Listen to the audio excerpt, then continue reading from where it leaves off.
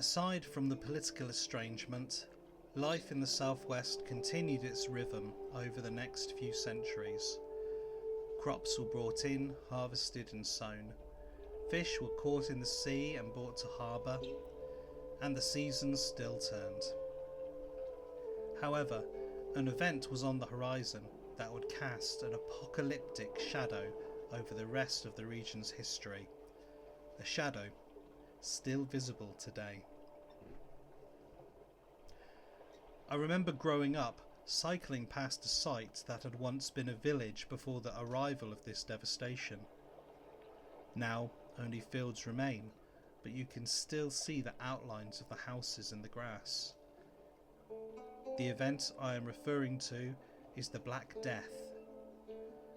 As this map shows, prior to the Black Death or bubonic plague, the population density in the southwest was similar to much of the rest of the country, certainly to the southeast and the Midlands, yet this disease changed everything.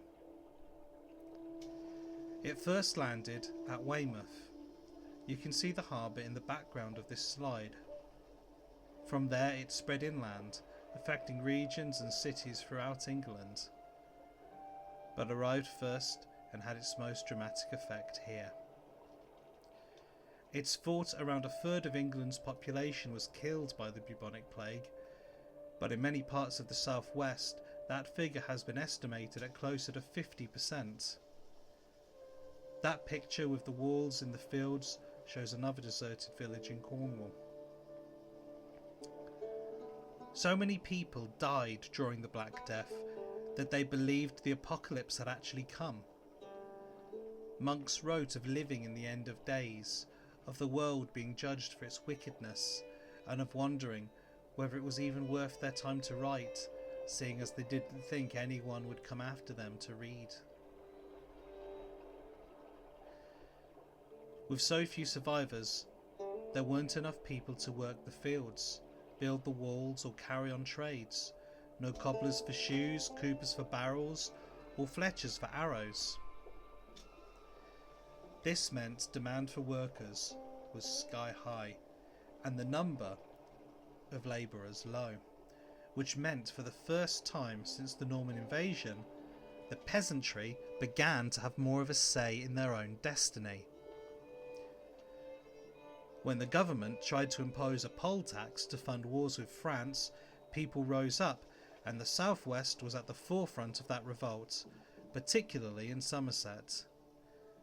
In Bridgwater, townsfolk revolted, took over the town and stopped the court from sitting. At Ilchester, rebels ransacked the local jail and freed prisoners. That spirit was still alive many centuries later when the government again tried to introduce a poll tax in the early 1990s, and Bridgwater people again stood against it, as in this picture here.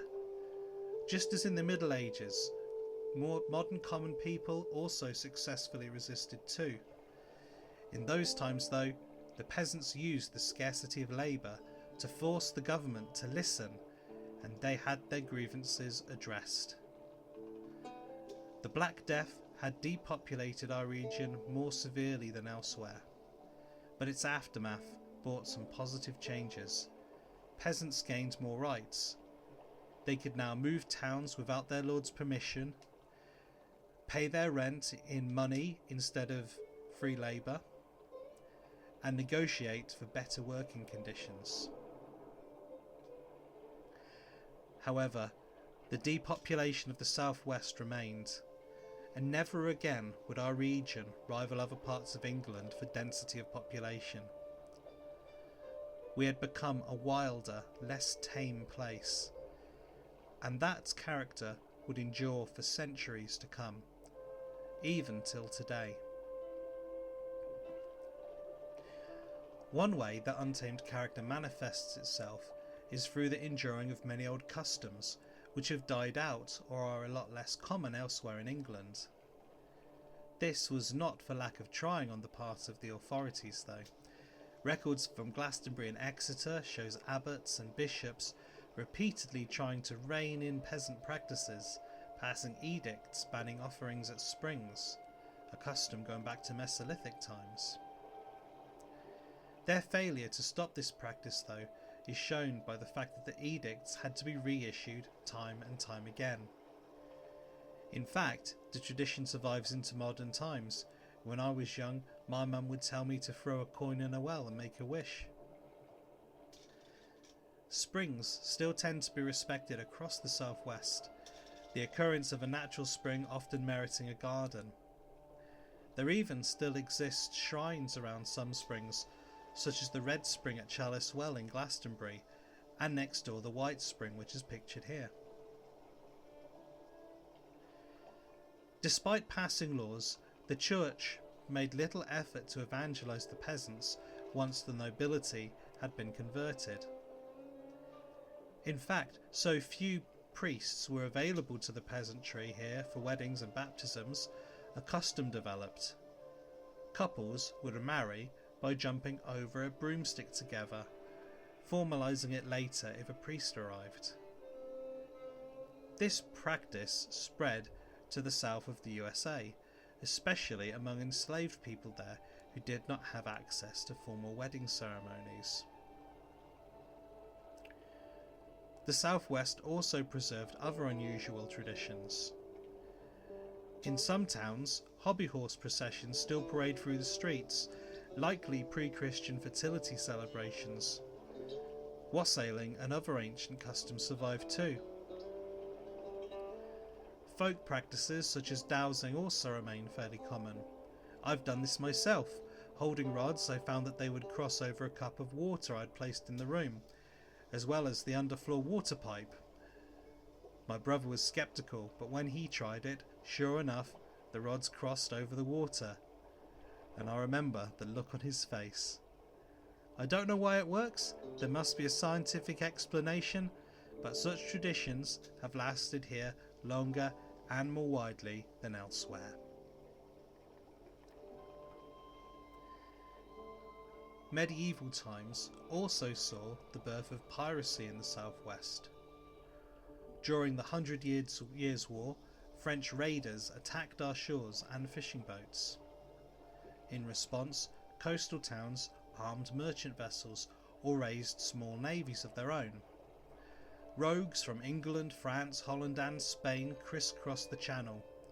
The Fowey Gallants of Cornwall pictured here were particularly notorious. This equilibrium changed upon the Moors' expulsion from Spain.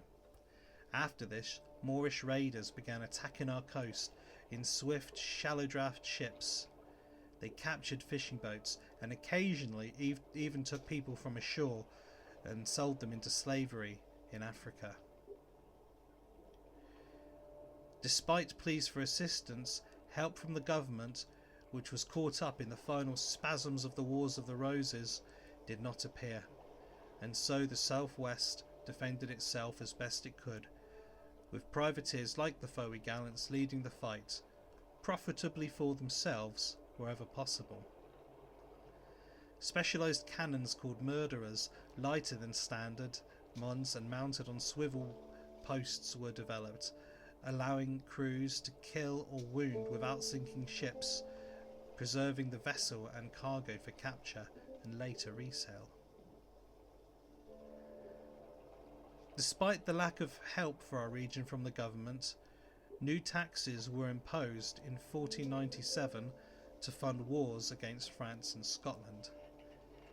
This injustice prompted the massive Cornish Rebellion of 1497, a conflict which one historian has compared in size to World War II in terms of the percentage of the population who were involved.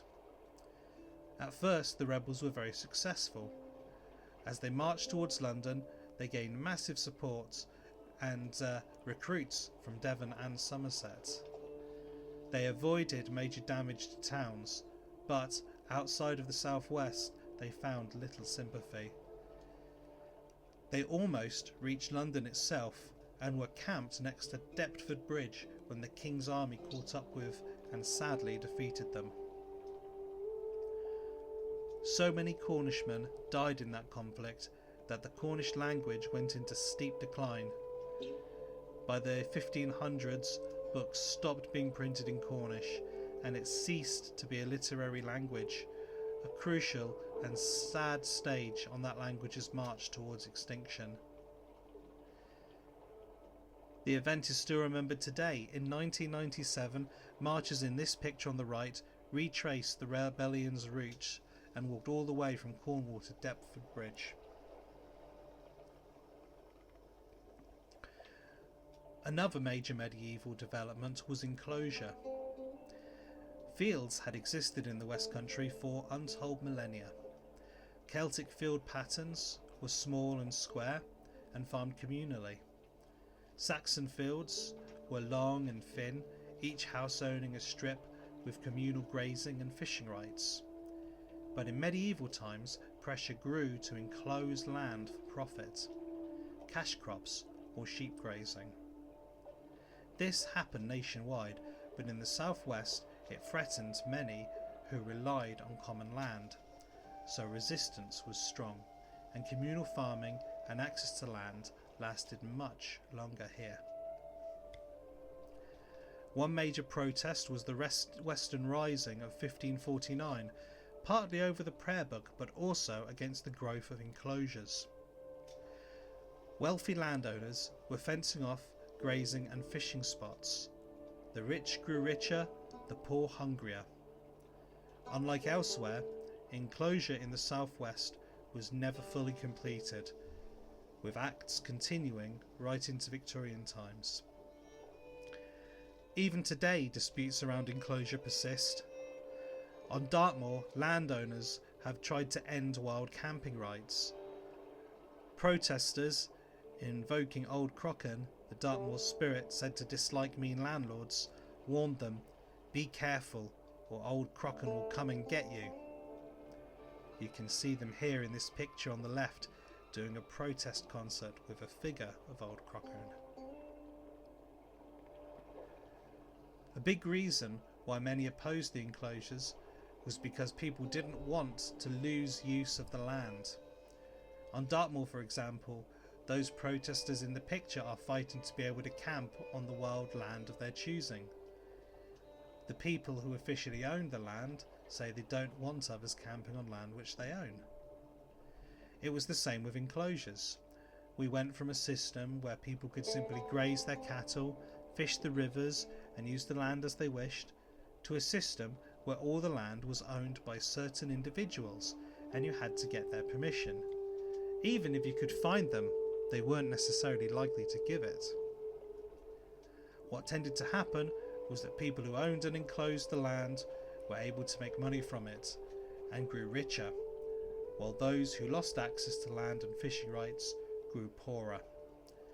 Without these resources, they gradually became more and more hungry and desperate.